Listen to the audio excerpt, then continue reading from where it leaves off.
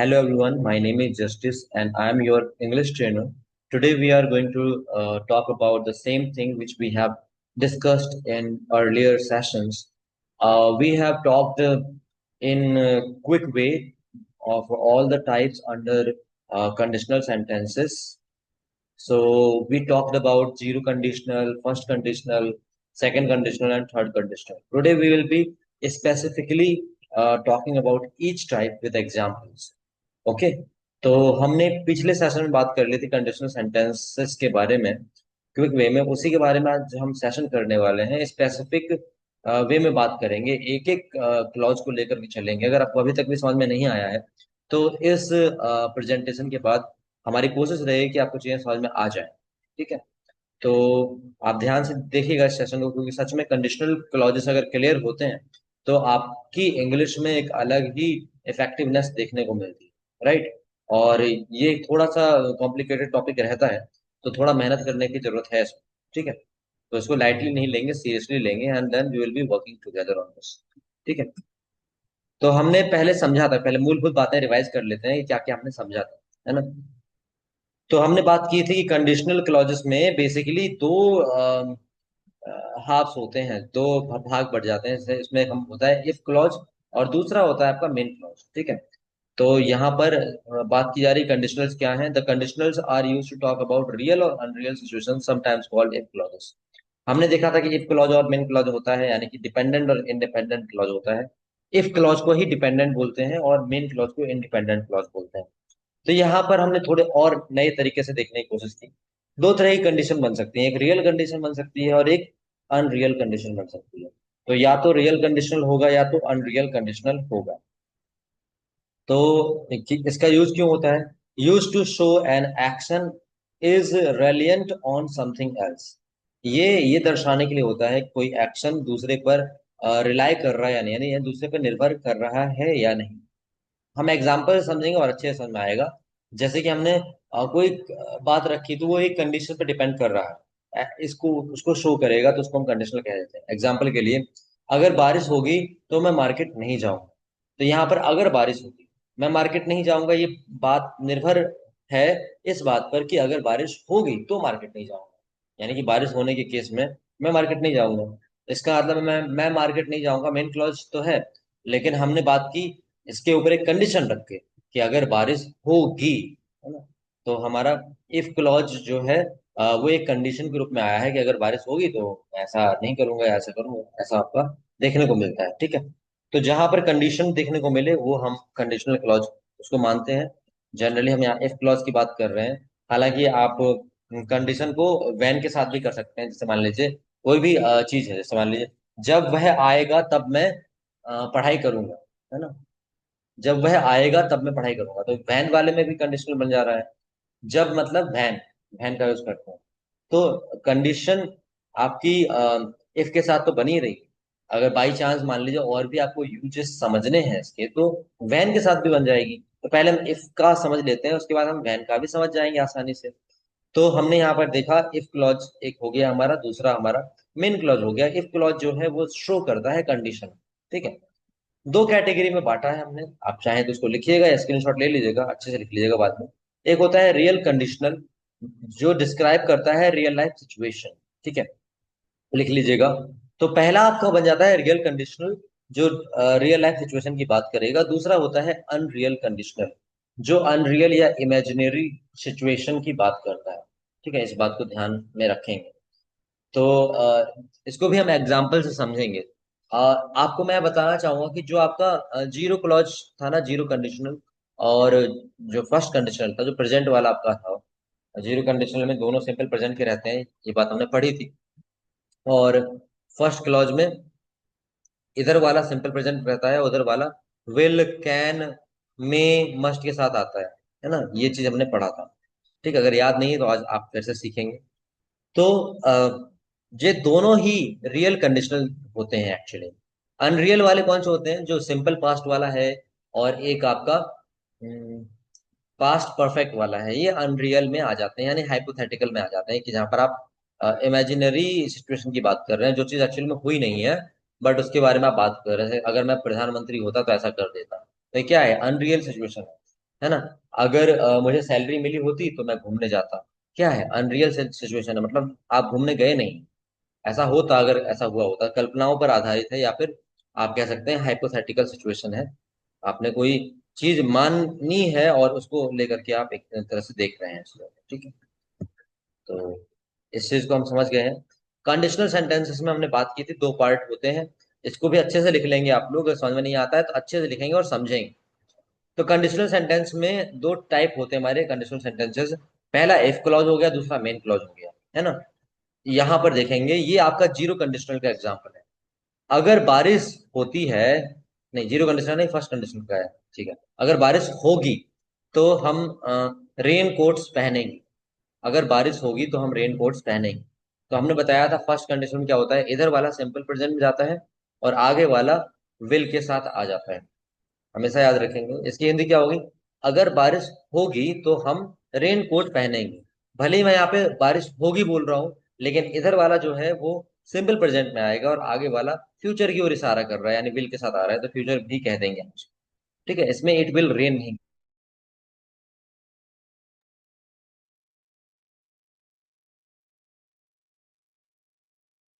M I audible now, let me no.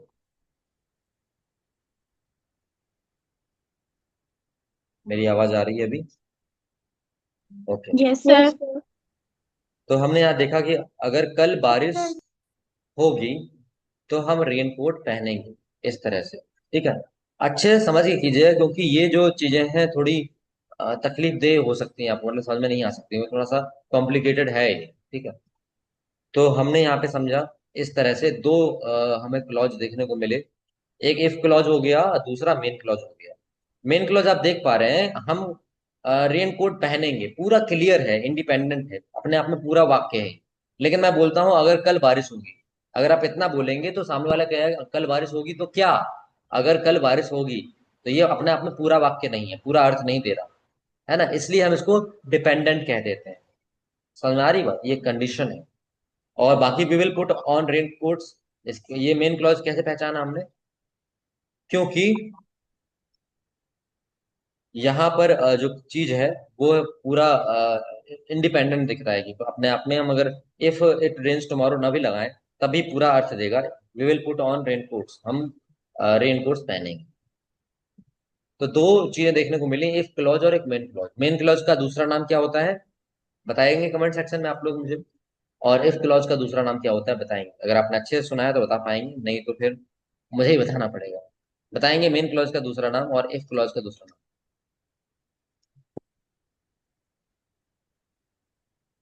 Conditional sentences में हमने देखा एक चीज देखने को मिलती है इसमें, या तो आप इफ वाला जो क्लॉज है उसके जस्ट बाद कॉमा लगाएंगे, ठीक है, या आप पहले मेन क्लॉज कर लेंगे और उसके बाद बिना कॉमा लगाए आप इफ क्लॉज कर सकते हैं। ठीक है,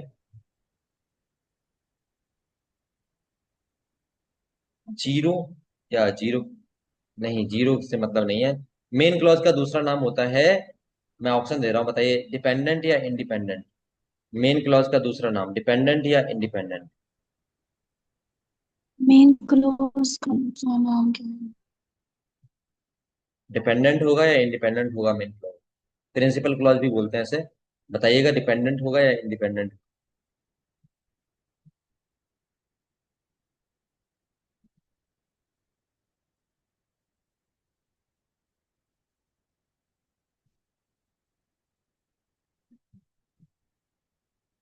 जल्दी से बताएंगे आप लोग।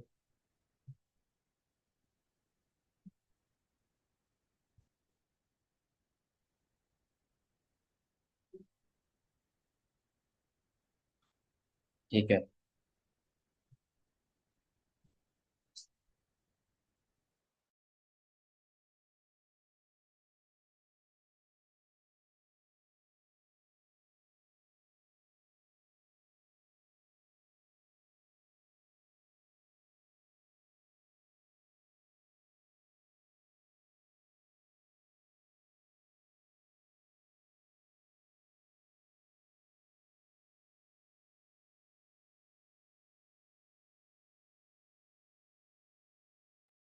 यस, इंडिपेंडेंट क्लॉज होगा, ये डिपेंडेंट नहीं हो सकता। मेन क्लॉज जो है इंडिपेंडेंट होता है, याद रखेंगे।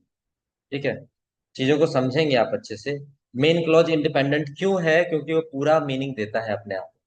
ठीक है, इंडिपेंडेंट मतलब होता है स्वतंत्र, डिपेंडेंट मतलब निर्भर। ठीक है, हाँ आपको देखने में लग सकता है कि एक तरह से कि हाँ ये कंडीशन है, इस पे डिपेंड कर रहा है। लेकिन मैं एक बात कहना चाहूंगा, इसको समझेंगे कैसे। इफ इट रेन्स, अगर हम इसका अर्थ निकालते हैं, हिंदी अर्थ, अगर बारिश होती है, ठीक है, मैं इतना बोलता हूँ, क्या आपको पूरा अर्थ समझ में आ गया? आप मुझसे क्वेश्चन करोगे अगर बारिश होती है तो क्या क्या कहना चाह रहे हैं, लेकिन मैं बोलता हूँ आई विल स्टे एट होम। मैं केवल इतना बोलूँ, मैं ये हटा दूं, क्लोज कर दूं इसको, इफ इट रेन्स को हटा दूं, मैं केवल बोलूँ आई विल स्टे एट होम, मैं घर पर रहूंगा, घर पर रुकूंगा, तो पूरा अर्थ दे रहा है ना आपको। आप मुझसे क्वेश्चन नहीं करोगे, मैं सिंपल बोल दूंगा कि मैं घर पर रुकूंगा, देखो ऐसा है, मैं घर पर रुकूंगा, आप बोलोगे ठीक है रुको घर पे। लेकिन मैं बोलता हूँ अगर बारिश होती है, तो आप मुझसे क्वेश्चन करोगे अगर बारिश होती है तो क्या सर, क्या मतलब क्या होगा? तो क्योंकि ये पूरा मीनिंग नहीं दे रहा है, ये पूरे मीनिंग के लिए एक मेन क्लॉज पर डिपेंड हो रहा है, इसलिए इसको हम डिपेंडेंट क्लॉज बोलेंगे, इफ वाले क्लॉज को। तो इफ क्लॉज डिपेंडेंट होता है, और इधर वाला जो मेन क्लॉज है आई विल स्टे एट होम, ये इंडिपेंडेंट होता है, क्योंकि पूरा मीनिंग दे रहा है किसी पर डिपेंड हुए बिना। पूरा मीनिंग दे रहा है किसी पर डिपेंड हुए बिना। हाँ ये बात जानते हैं कि यहाँ पर कंडीशन लगी हुई है, कि कंडीशन है एक की बारिश होगी तो मैं घर पर रुकूंगा, वो अलग चीज है। लेकिन डिपेंडेंट इंडिपेंडेंट को हम इस तरह से देखेंगे, इस तरह से नहीं देखेंगे कि कंडीशन है तो मेन क्लॉज डिपेंडेंट है कंडीशन पर, नहीं। मेन क्लॉज तो पूरा मीनिंग दे रहा है ना, तो वो डिपेंडेंट नहीं है, वो फ्री ऑफ डिपेंडेंसी है, वो डिपेंडेंट नहीं है। तो मेन क्लॉज को हम इंडिपेंडेंट भी बोलते हैं, प्रिंसिपल क्लॉज भी बोलते हैं। ठीक है, और जो आपका इधर वाला क्लॉज है इफ क्लॉज, इसको हम डिपेंडेंट क्लॉज बोलते हैं, डिपेंडेंट क्लॉज बोलेंगे, या सबऑर्डिनेट क्लॉज भी इसका नाम होता है। तो डिपेंडेंट और इंडिपेंडेंट से याद रखिए, ज्यादा चक्कर में मत पड़िएगा। बाकी आपको ये दो नाम याद हो पाए तो वही बहुत अच्छा है। इफ क्लॉज और ये मेन क्लॉज को इंडिपेंडेंट क्लॉज, और इफ क्लॉज को डिपेंडेंट क्लॉज बोलते हैं। क्यों? क्योंकि इफ क्लॉज पूरा मीनिंग नहीं देता है ना, पूरा मीनिंग देने के लिए वो मेन क्लॉज पर डिपेंड होगा, कंडीशन के बाद कुछ तो आएगा ना, इसलिए। अब हमने इसको ऑर्डर वाला समझा कि अगर हम लिखते कैसे हैं, इफ इट रेन्स, इसके बाद कॉमा लगाएंगे जो इफ क्लॉज पूरा हो गया। इफ क्लॉज पूरा होने यानी कि ये डिपेंडेंट क्लॉज, इफ क्लॉज क्या है? Dependent clause. डिपेंडेंट क्लॉज यानी इफ क्लॉज पूरा होने के बाद कॉमा लगाते हैं लिखने में, ठीक है। उसके बाद हम लिखते हैं मेन क्लॉज, कॉमा के बाद। या दूसरा तरीका क्या है, आप मेन क्लॉज पहले लिख सकते हैं आई विल स्टे एट होम, और कोई कॉमा वगैरह लगाने की जरूरत नहीं है, इफ इट रेन्स। तो ये भी एक तरीका है। ठीक है, और एक ट्रेडिशनल तरीका और होता है जो पहले लोग यूज करते थे, अब मॉडर्न इंग्लिश में हम यूज नहीं करते ज्यादातर। अगर आपको कॉमा नहीं लगाना है और आपको इसी वे में लिखना है, इफ इट रेन्स, तो जैसे हम बोलते हैं ना कि अगर बारिश होगी तो मैं घर पर रुकूंगा, तो का जो इंग्लिश है वो आप देन लगा देते हैं, if it rains then I will stay at home. तो कॉमा ना लगा करके देन का यूज कर लेते हैं। ठीक है, वो भी लोग करते हैं, बट मैं मॉडर्न इंग्लिश में आपको सजेस्ट नहीं करूंगा कि आप जनरली ऐसे ही बोलिए, if it rains comma I will stay at home. अगर आप लिख रहे हैं तो कॉमा लगाएंगे, बोल रहे हैं तो simple if it rains I will stay at home, या फिर I will stay at home if it rains. हाँ ट्रेडिशनल इंग्लिश में करना चाहें तो उसके लिए मैंने ऑप्शन बताया है कि कॉमा की जगह आप पहले वाले फर्स्ट वाले टाइप में देन का यूज कर सकते हैं, सेकंड वाले टाइप में तो देन यूज हो ही नहीं पाएगा, है ना। तो इफ इट रेन्स कॉमा हटा करके आप देन भी लगा सकते हैं, then I will stay at home, या फिर if it rains comma I will stay at home. या दूसरा तरीका, इसको आप आगे कर दीजिए और इफ क्लॉज को बाद में लिख दीजिए। ठीक है, तो ये आपका ऑर्डर चेंज कर सकते हैं।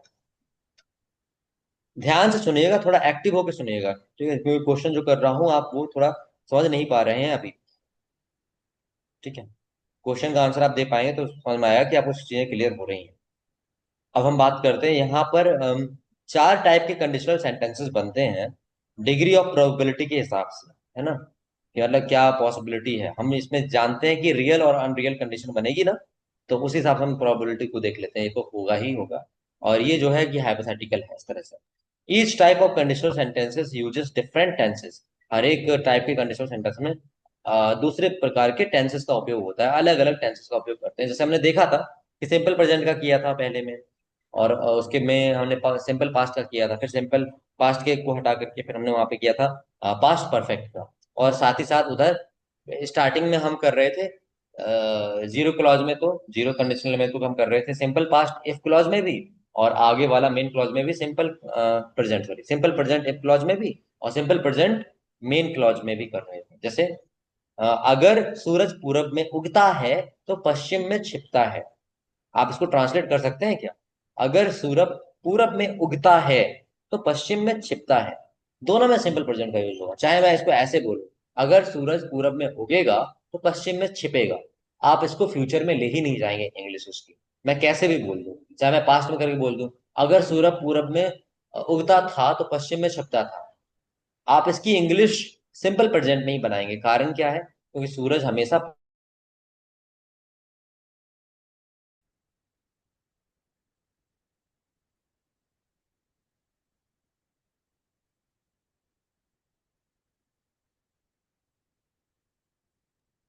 अभी आवाज आ रही होगी मेरी?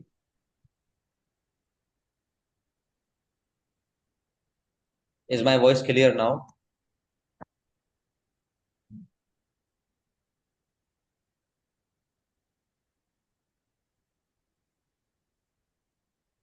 बताइएगा, अभी आ रही है आवाज मेरी? Yes sir.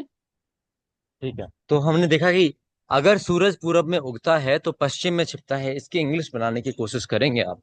ठीक है, चाहे मैं इसको ऐसे बोलूं, अगर सूरज पूरब में उगेगा तो पश्चिम में छिपेगा, तब भी सिंपल प्रेजेंट में ही जाएगा ये। चाहे मैं इसको ऐसे बोल दूं, अगर सूरज पूरब में उगता था तो पश्चिम में छिपता था, क्योंकि ये ऐसी चीज है, मैं उसको बोल नहीं सकता कि एक टाइम में होता था और अब नहीं होता है। ये हमेशा ही होता है, ये यूनिवर्सल ट्रूथ है। तो इसकी इंग्लिश बनाने की कोशिश करेंगे। अगर सूरज पूरब में उगता है, उगना की राइज होती है, छिपना की सेट होती है, तो पश्चिम में छिपता है। बनाएंगे आप लोग, अगर कोशिश कीजिएगा। नहीं बना पाते हैं तो मैं हेल्प करूंगा, बट अभी आप कोशिश कीजिए। ठीक है, कमेंट सेक्शन में लिखिएगा। तो यहाँ पर हमने समझा कि चार टाइप के कंडीशनल सेंटेंसेस हो सकते हैं प्रोबेबिलिटी के आधार पर, और अलग अलग टेंसेस को देखने को मिल जाता है। तो जीरो कंडीशनल जो मैंने आपको एग्जांपल दिया है करने को, वो जीरो कंडीशनल का ही है। यानी इफ क्लॉज भी सिंपल प्रेजेंट में होगा और आगे वाला भी हमारा सिंपल प्रेजेंट में ही आएगा। सिंपल प्रेजेंट में आप समझते हैं ना, या तो वर्ब की फर्स्ट फॉर्म आती है या वर्ब की फिफ्थ फॉर्म आती है। वर्ब की फिफ्थ फॉर्म किसे कहते हैं? वो कहते हैं एस और ईएस वाले फॉर्म को। ठीक है, तो जो अभी एग्जाम्पल दिया था आपको, अगर सूरज पूरब में उगता है तो पश्चिम में छिपता है। जो लोग नहीं कर पा रहे हैं वो नो टाइप कर देंगे कमेंट सेक्शन में। ठीक है, ताकि मुझे पता चले कि मैं वेट कर रहा हूँ बेवजह। तो दीपमाला जी ने किया, if the sun rise from the east then it is set. Is set, is के बाद फर्स्ट फॉर्म लगती ही नहीं है कभी भी। इज सेट, ये गलत है। श्रद्धा जी ने आपने किया है कि if sun rises in east, it लगा दीजिए, इट सेट्स इन वेस्ट। ये मैं आपका सही मान लूंगा।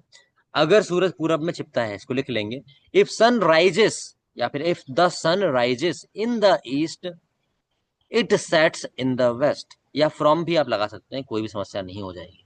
If the sun rises from the east it sets in the west, यहाँ पर इन लग जाएगा वेस्ट वाले में। या फिर if the sun rises in the east कर सकते हैं, पर्टिकुलर बनाया डायरेक्शन आपने तो। या फिर generally, if the sun rises in east it sets in west. If the sun rises in east it sets in west, ये आपका करेक्ट हो जाएगा। बहुत सारे लोग सही कर रहे हैं। If the sun rises in east it sets in west. The east भी कर सकते हैं, द वेस्ट भी कर सकते हैं, पर्टिकुलर डायरेक्शन आप शो करना चाह रहे हैं।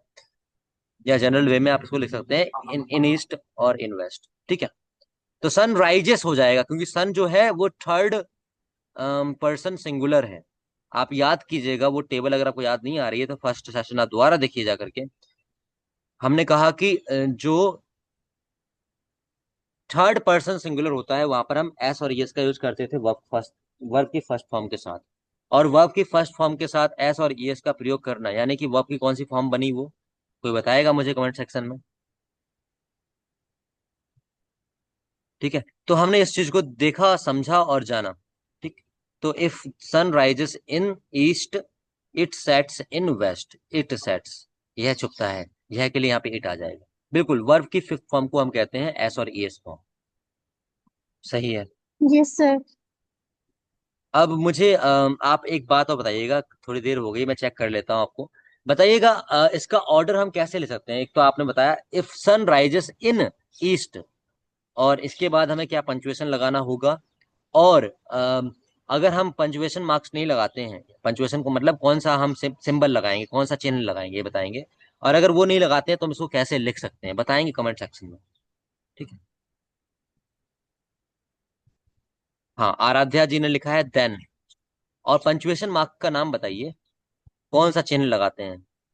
देन देन लगा सकते हैं, ठीक है, और दूसरा तरीका भी बताएंगे, आप बताइएगा। ठीक है, चाहे तो आप, हाँ ये कॉमा नहीं, सेमी सेमी कॉलन आप लिख रहे हैं, यहाँ पे कॉमा लिखना होगा, कॉमा, ठीक है, बिल्कुल सही। चाहे तो आप लिख भी सकते हैं उसको, एग्जाम्पल को, कॉमा और देन, ठीक है, पहला तरीका होगा कॉमा देन। दूसरा तरीका क्या होगा, जिसमें हम क्या करते हैं बताइएगा?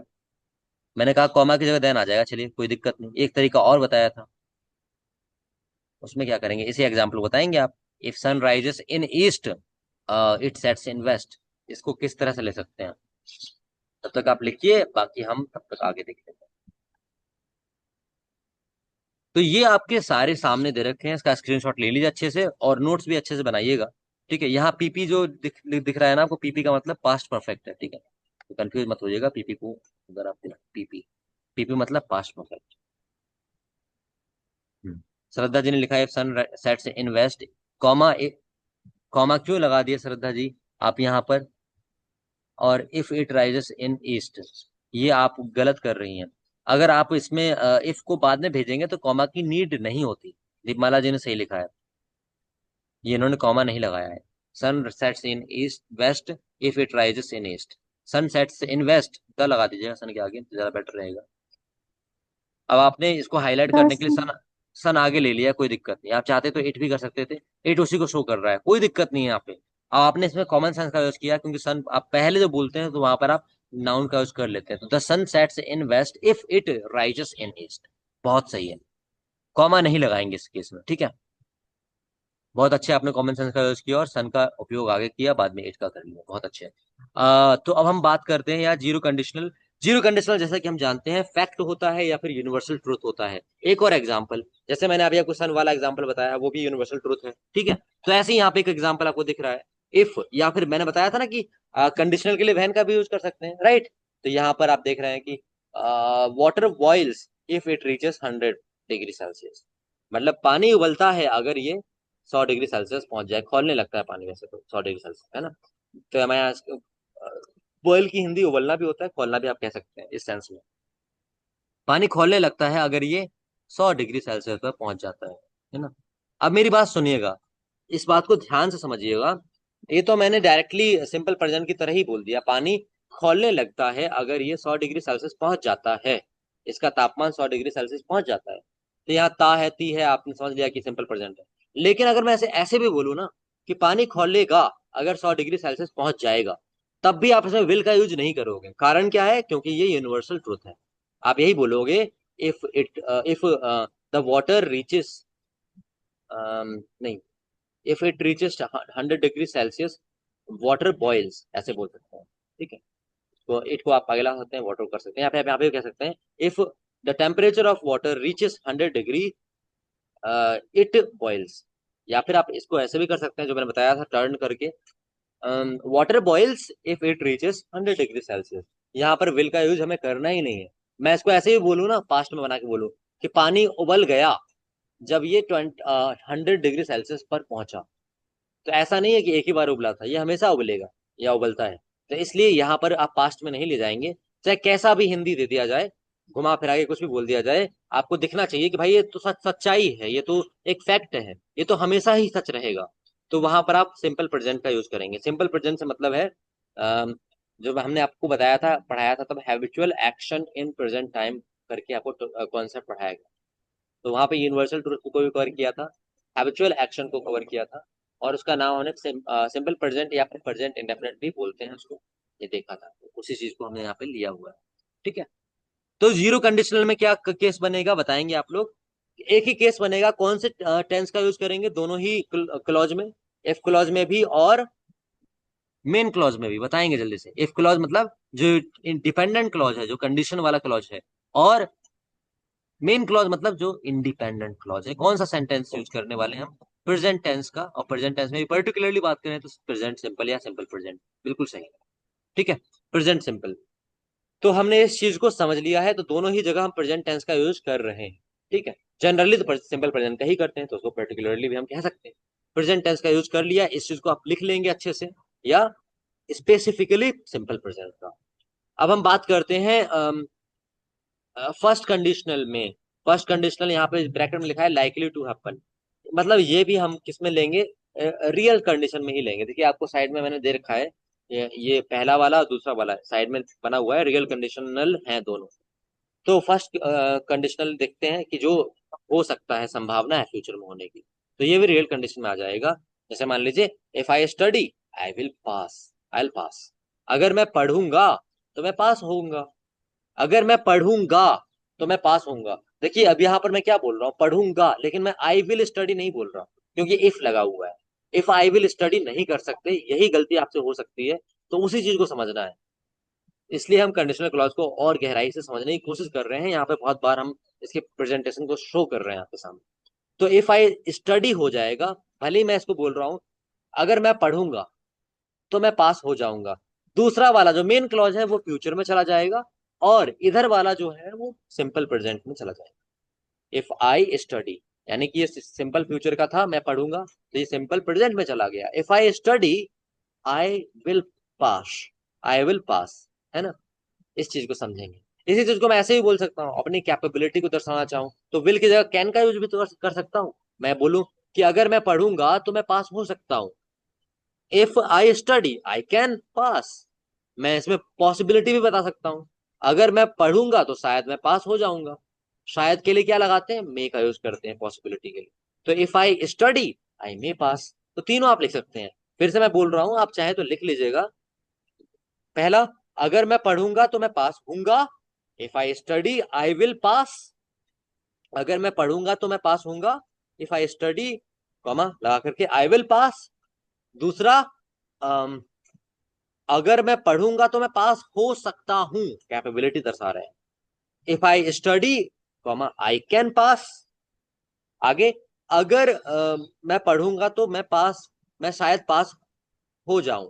अगर मैं पढ़ूंगा तो शायद मैं पास हो जाऊं। या फिर ऐसे ऐसे इसे ऐसे ही बोल सकते हैं, अगर मैं पढ़ूं तो शायद पास हो जाऊं। दोनों ही इस तरह से ही बोला जा सकता है। अगर मैं पढ़ूं तो शायद मैं पास हो जाऊं, इसका मतलब इफ आई स्टडी आई मे पास। या फिर अगर मैं पढ़ूंगा तो शायद मैं पास हो जाऊंगा या हो जाऊं, इफ आई स्टडी आई मे पास। तो यहाँ पर आप समझा आपने क्या, कि हम कैन का यूज भी कर सकते हैं, मे का यूज भी कर सकते हैं, और विल का यूज भी कर सकते हैं। ठीक है। तो इस चीज को आपने देखा है यहाँ पर। अब जैसे आपने वैन का यूज बताया मैंने कि वैन भी कर सकते हैं, जैसे मैं इसको चेंज करना चाहूँ, समझना चाहूँ कि पानी खौलने लगता है जब यह 100 डिग्री सेल्सियस पहुंचता है, तो आप इफ की जगह वैन लगा देंगे, सिंपल बन गया। Water boils when it reaches 100 degree Celsius. तो जैसे आपने अगर इफ क्लॉज समझ लिया ना, तो वैसे आप वैन वाला भी कर लेंगे, उसमें कोई दिक्कत नहीं आना। ठीक है। अब ऐसे ही यहाँ पर अनलेस का बनाना हो, अनलेस एक इसका अर्थ होता है नेगेटिव के अर्थ में। अ, मतलब कि अगर नहीं हुआ ऐसा, तो मतलब अनलेस, जब तक नहीं के अर्थ में आ जाएगा। जैसे मैं अब बनाना चाहता हूँ, अ, इसको if I study I will pass को बनाएंगे तो नेगेटिव बनेगा इसका पहले, अनलेस लगाएंगे तो। आप इसको लिख लेंगे, जैसे मान लीजिए, जब तक मैं पढ़ूंगा नहीं तब तक मैं पास नहीं होऊंगा। इसको लिख लेंगे, जब तक मैं पढ़ूंगा नहीं तब तक मैं पास नहीं होऊंगा। तो क्या कर सकते हैं, unless I study I will not pass. क्योंकि अनलेस नेगेटिव में आता है, इसलिए हमने यहाँ पे अनलेस, जब तक नहीं का अर्थ होता है, तो यहाँ पे इसको सेट करने के लिए हमने यहाँ पे नॉट लगा दिया, ताकि अनलेस के साथ ये रिलेट कर जाए।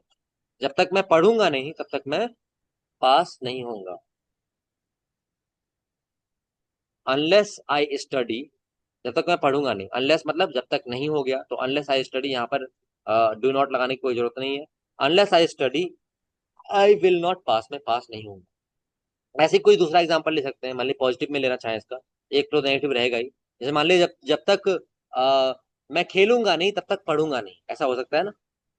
तो ऐसी, unless I play I want study, या फिर I will not study. Negative में ही इसका जनरल यूज आपका होता है, अनलेस का। तो इफ की जगह आप अनलेस या वैन भी देख सकते हैं। अगर आपको इफ समझ में आ गया तो अनलेस और वैन का यूज भी आप कर पाएंगे। ठीक है। बस अनलेस में ये है कि जब तक नहीं का अर्थ होता है।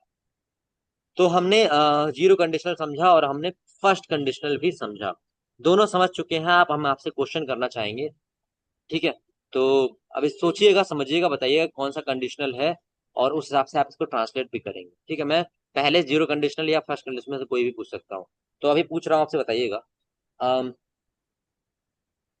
अगर तुम आओगे तो मैं बाजार जाऊंगा। अगर तुम आओगे तो मैं बाजार जाऊंगा। ठीक है। जीरो कंडीशनल है या फर्स्ट कंडीशनल है, जज करना है और उसके हिसाब से आपको ट्रांसलेशन करना है। अगर साइंटिफिक फैक्ट होता है या यूनिवर्सल ट्रूथ होता है तभी जीरो कंडीशनल करेंगे जनरली। ठीक है। अ, अगर तुम बाजार अगर तुम आओगे तो मैं बाजार जाऊंगा, कौन सा है और इसको समझ के आप बताएंगे जल्दी से फटाफट।